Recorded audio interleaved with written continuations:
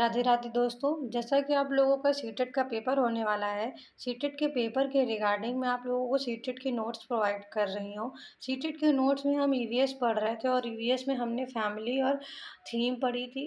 फिर हमने जंतु और पौधों के बारे में पढ़ा था। जंतु और पौधों में हमने सबसे पहले पौधों के बारे में पढ़ा। आप लोग मुझे कमेंट करके बताइएगा कि पौधे जो होते हैं उसके कौन कौन से भाग होते हैं। आप मुझे बताइएगा पौधे के प्रकार कितने प्रकार के पौधे होते हैं। आप लोग मुझे बताइएगा कि फूलों की घाटी कहाँ पे स्थित है। चलिए आज हम आगे पढ़ते हैं। आज जो हम पढ़ेंगे वो हम पौधे के बारे में थोड़ा सा पढ़ेंगे, फिर उसके बाद हम जंतुओं के बारे में पढ़ेंगे। पौधे के बारे में हम पढ़ते हैं। जो घटपर्णी होता है, नेपेथीस होता है, यह पेड़ जो होता है वो कीड़े मकोड़ों, मेंढक, चूहों, छोटे जीव जंतु होते हैं उनको खाता है। ये छोटे जीव जंतुओं को खाता है, इसलिए हम इसको कीटभक्षी पौधा भी कहते हैं। जो इसका आकार होता है वो घड़े के जैसा बना होता है, जिस पर एक पत्ती नुमा ढक्कन लगा होता है। इस पौधे से एक खुशबू निकलती है, जो इस पौधे से एक स्मेल निकलती है जो कीड़े मकोड़ों को अपनी ओर आकर्षित करते हैं। जैसे ही कीड़े मकोड़े इस पौधे के अराउंड आते हैं, पौधे के पास आते हैं, ये कीड़ों को अपनी ओर खींच लेता है। ठीक है। भारत में ये जो पौधा है, जो ये फूल है या जो पौधा है, ये मेघालय में पाया जाता है। और भारत में मेघालय में तथा इंडोनेशिया और ऑस्ट्रेलिया में भी ये पौधा पाया जाता है। ठीक है। ये कीटों का भक्षण क्यों करता है? क्योंकि इसमें नाइट्रोजन की कमी होती है, इसलिए यह कीटों का भक्षण करता है। ठीक है। यह जो है, यह पौधा भी प्रकाश संश्लेषण की प्रक्रिया करता है। अब आते हैं कुछ इम्पोर्टेंट फैक्ट है जो आपके पेपर में बहुत पूछता है।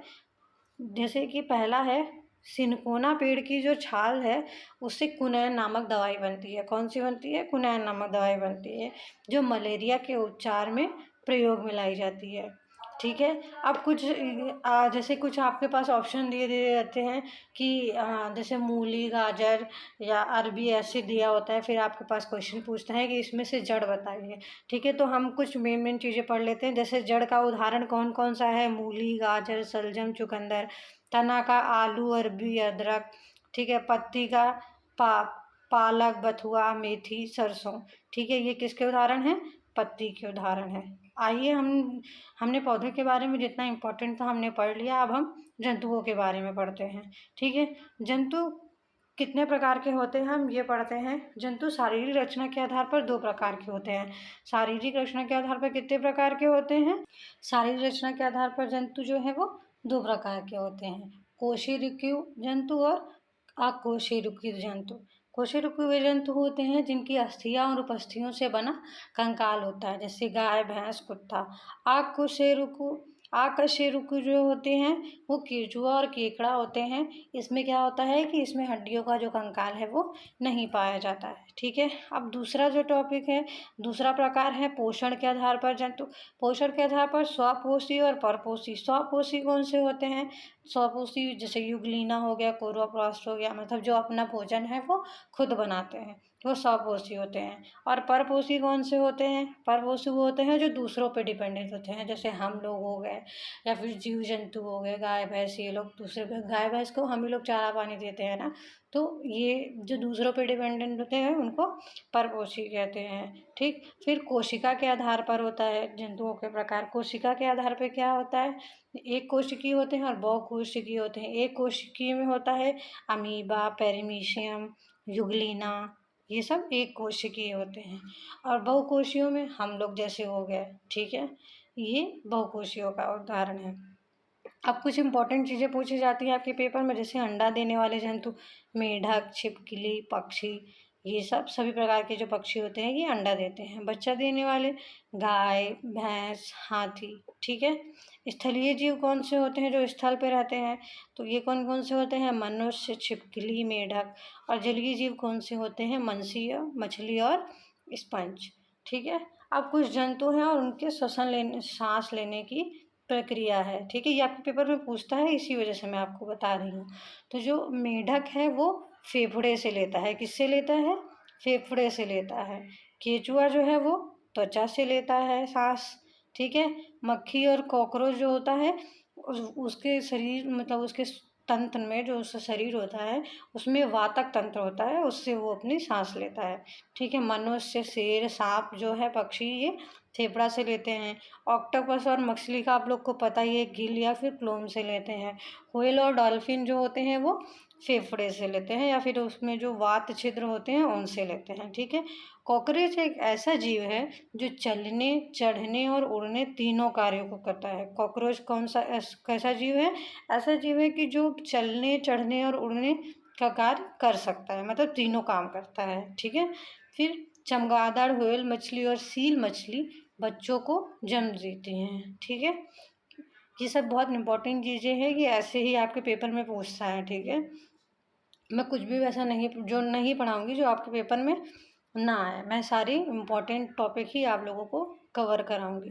कुछ जीव हैं और उनके बच्चों के नाम है, जैसे भालू है तो भालू के जानवर, जो भालू का बेबी है उसको हम शावक कहते हैं। तितली को कैटरपिलर कहते हैं। कौवे का जो बेबी होता है उसको चूजा कहते हैं। बाज जो है उसके, सॉरी बाज है ये, बाज के उसको ईयस कहते हैं। और ऊँट के उसको बच्चे को बछड़ा कहते हैं। ठीक है, आइए हम आगे बढ़ते हैं। ठीक है, जो बाघ है, बाघ और गिद्ध और चील होती हैं, उसकी जो देखने की दृष्टि होती है वो मनुष्य की दृष्टि से 4 गुना ज़्यादा होती है। जो बाघ होता है, गिद्ध होता है और चील होती है, वो जो उनकी आईसाइट होती है वो मनुष्य की आईसाइट से 4 गुना तेज होती है। ठीक है, तो जो ये 4 गुना तेज होती है तो ये क्या करता है, अपने शिकार को दूर से ही पहचान लेता है कि ये मेरा शिकार है। ठीक है, फिर जो चींटियाँ होती हैं, आपने देखा होगा चींटियाँ एक लाइन में चलती रहती हैं। तो जो चींटियाँ होती हैं वो एक समूह में चलती हैं, और अगर मान लो कोई चींटी मतलब अपने समूह से बिछड़ जाती है, हो जाती है, तो वो ना अपने पीछे पीछे एक स्मेल छोड़ती हैं, जिस स्मेल को फील करके अब वो जो जहाँ से उनकी लाइन ब्रेक हो जाती है उसी लाइन को फिर कवर अप कर लेती हैं।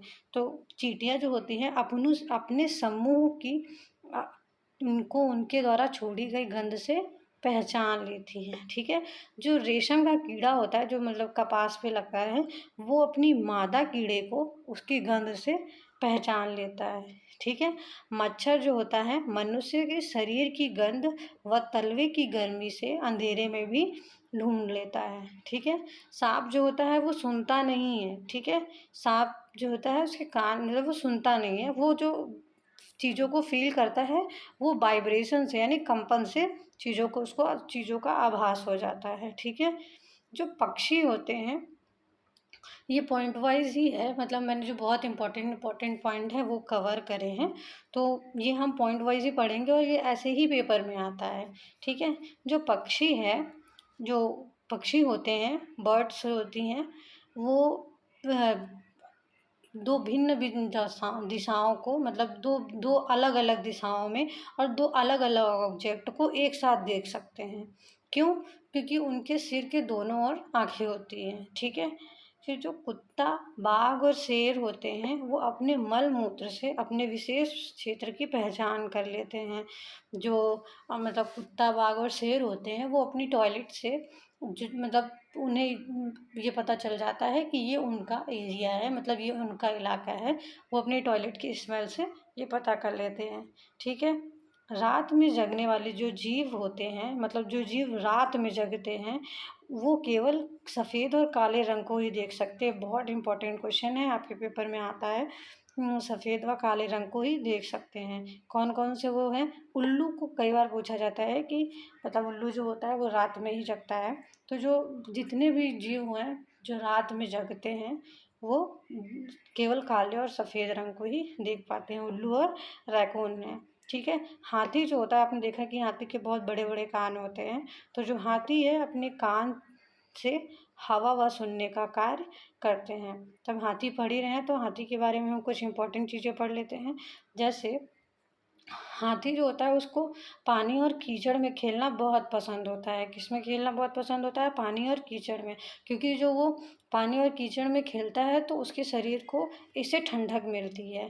ठीक है, जो 3 महीने का हाथी होता है, यानी बेबी एलिफेंट जो होता है, उसका वजन कितना होता है? 200 केजी होता है। कितना? 200 किलोग्राम होता है। ठीक है। एक जो बड़ा हाथी होता है, जो पूरे ग्रुप का मुखिया होता है, उसका वेट पूरा 100 केजी होता है और वो पत्तेदार झाड़ियाँ खाता है। क्या खाता है? पत्तेदार झाड़ियाँ खाता है। हाथी कम सोते हैं और कम आराम करते हैं। ये दिन में 2 से 4 घंटे ही सोते हैं। ठीक है। एक झुंड में 10 या 12 हाथिनी रहती हैं, जिसमें बूढ़ी हाथिन जो होती है वो झुंड की नेता होती है। ये बहुत इंपॉर्टेंट चीज़ें हैं, आपके पेपर में ऐसे टू द पॉइंट आता है और इसमें से कोई एक सेंटेंस जो होता है, एक क्वेश्चन जो होता है वो गलत होता है, तो बहुत ध्यान से पढ़िएगा। फिर 14 से 15 साल तक जो हाथी होता है इस झुंड में रहता है, यानी मेल वाला जो हाथी होता है वो 14 से 15 साल तक इस झुंड में रहता है। उसके बाद क्या करता है, वो झुंड को छोड़ के चला जाता है। ठीक है। ये बहुत ध्यान से पढ़िएगा, आपके पेपर में बहुत आता है। फिर हम बाघ के बारे में पढ़ लेते हैं। जो बाघ होता है, इसको इसकी जो आईसाइट होती है वो बहुत तेज़ होती है। ठीक है। वो जैसे हम लोग हैं, हम अंधेरे में एक लिमिट तक ही देख पाते हैं, लेकिन बाघ की जो हमारी आईसाइट होती है उससे 6 गुना तेज़ जो है बाघ जो होता है, वो 6 गुना ज़्यादा अधिक दूर तक रात में देख सकता है। बाघ की जो मूंछें होती हैं वो हवा के कंपन को फील कर लेती हैं, मतलब वो उन्हें पता चल जाता है कि क्या होने वाला है, जो उसकी बाघ की मूंछें होती हैं। ठीक है। फिर आता है कि बाघ की जो बाघ जो गरजते हैं, वो यानी जो बाघ गुर्राते हैं वो 3 किलोमीटर दूर तक सुना जा सकता है। सोच लीजिए कितना भयानक होता है। ठीक है। बाघ हवा से पत्ता हिलने तथा और शिकार की झाड़ियों में हिलने से हुई आवाज़ के अंतर को भाप लेता है। बाघ जो होता है उसे पता चल जाता है कि पत्थर हिल रहा है, मतलब पत्ते हिल रहे हैं, या फिर जो झाड़ियाँ होती हैं वो मतलब कोई शिकार करने आया है, या मतलब उसको पता चल जाता है कि इंटेंशन अच्छा है या बुरा है, उसे हवा के पत्तों के हिलने से पता चल जाता है। ठीक है। अब हम स्लॉथ पढ़ते हैं, ये बहुत इंपॉर्टेंट है, आपके पेपर में कई बार पूछा गया है। स्लॉथ जो है वो भालू के जैसा दिखता है और ये दिन में करीब 17 घंटे सोता है। कितने घंटे सोता है? 17 घंटे सोता है।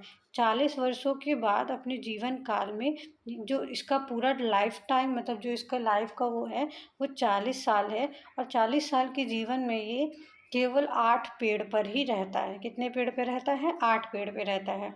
और ये सप्ताह में एक बार के लिए शौच के लिए आता है, यानी टॉयलेट वगैरह के लिए सिर्फ एक बार नीचे उतरता है, और जिस पेड़ पे रहता है उस पेड़ की पत्तियों को ये खाता है।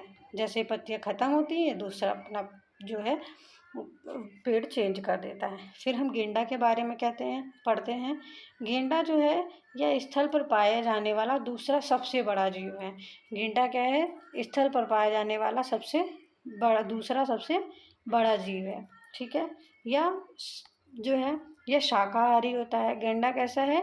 शाकाहारी है।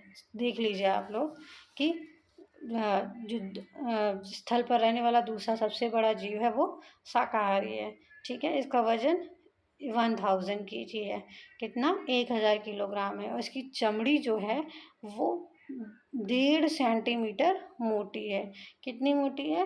1.5 सेंटीमीटर। इसकी एक सींग होती है, वो कहाँ पे होती है? नाक पे होती है। आप सभी लोगों ने गेंडा को देखा होगा, अगर नहीं देखा होगा तो आप लोग सर्च करके आज देख लीजिएगा। फिर पढ़ते हैं हम जिराफ के बारे में। जिराफ जो होता है वो पृथ्वी का सबसे ऊंचा जीव है। कौन? क्या है? सबसे ऊंचा जीव है। क्योंकि इसकी लंबाई कितनी है? 5 मीटर है। ठीक है। उम्र कितनी है इसकी, मतलब कितना लाइफ टाइम है इसका? 25 ईयर है। कितना है? 25 ईयर है। क्या बहुत कम सोता है, या दिन में सिर्फ 2 घंटे सोता है। ठीक है। अब हम चिंपैंजी पढ़ लेते हैं। चिंपैंजी जो होता है ये बहुत होशियार जानवर है और ये समूह में रहता है, जिसे 3 से लेकर, और जो इसका ग्रुप होता है इसमें 3 बंदर, मतलब 3 चिंपैंजी से लेकर 80 तक सदस्य होते हैं। ठीक है। फिर कुछ और इम्पोर्टेंट टॉपिक हैं, जैसे मगरमच्छ के छोटे छेद जैसे कान होते हैं। मगरमच्छ और छिपकली दोनों के जो कान होते हैं वो छेद के जैसे होते हैं। ठीक है। और जो गिलहरी के दांत हैं वो कंटिन्यूअस बढ़ते जाते रहते हैं, इसलिए दांतों से काटने और कुतरने के कारण इसके दांत जो हैं वो घिस जाते हैं। आज हम लोगों ने क्या पढ़ा? आज हम लोगों ने घटपर्णी पढ़ा यानी नेपथीस पढ़ा। हमने पढ़ा कि सिनकोना की छाल जो है उससे कुनैन नामक दवा बनती है जो मलेरिया के उपचार में प्रयोग की जाती है। हमने जंतुओं के बारे में पढ़ा, शरीर की रचना के आधार पर केशुर की और आकेशुर की जंतु होते हैं और पोषण के आधार पर स्वपोषी और परपोषी होते हैं। ठीक है, फिर हमने जंतुओं और उनके बच्चों के नाम पढ़े। आज के लिए हम इतना ही रखते हैं। कल जंतुओं का पूरा टॉपिक कंप्लीट हो जाएगा, उसके बाद हम एक नेक्स्ट चैप्टर पढ़ेंगे। आप सभी लोग ऐसे ही प्यार देते रहिए। Thanks for watching.